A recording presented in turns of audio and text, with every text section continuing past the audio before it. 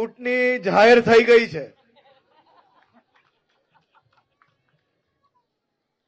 Bharatiya Janata party અને ગુજરાતની જનતા એ દેશ નહીં પણ દુનિયાનું સૌથી મોટું સહકુટુંબ છે.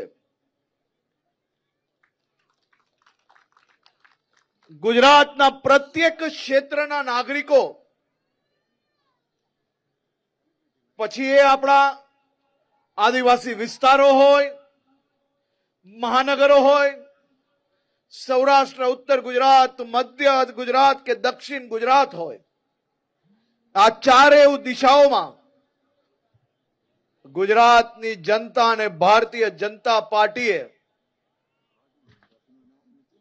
આદરણીય નરેન્દ્રભાઈ મોદીના મુખ્યમંત્રી કાલથી ચાલુ કરીને આજ સુધી આ રાજ્યના પ્રત્યેક નાગરિકોએ આ રાજ્યના વિકાસ માટે જે પ્રકારે ખભે ખભા મિલાવીને કાર્ય કર્યું છે, અથાગ મહેનત કરી છે, અને એ મહેનતના અર્થે જ આજે આપણું ગુજરાત આ દેશનું સૌથી સુરક્ષિત રાજ્ય તરીકે ઓળખાય છે.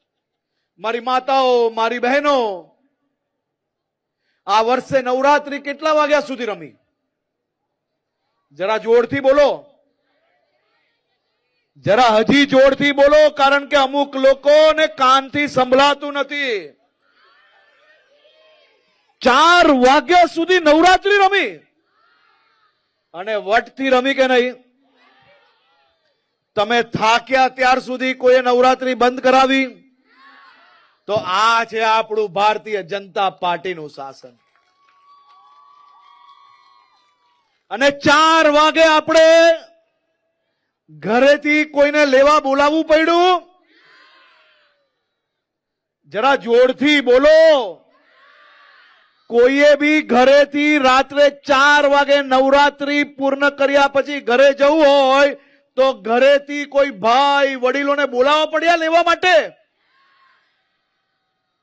તો આપણું ગુજરાત અને આપણા ગુજરાતની દીકરીઓ,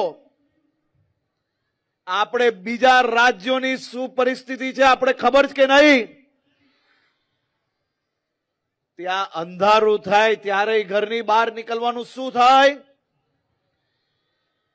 પણ આપણે 4 વાગે નવરાત્રી પૂર્ણ થાય કે સવારે 6 વાગે પૂર્ણ થાય, ગ્રાઉન્ડ થી ઘરે જતી વખતે મારા રાજ્યની માતાઓ કે દીકરીઓએ ક્યારેય વિચારવું પડ્યું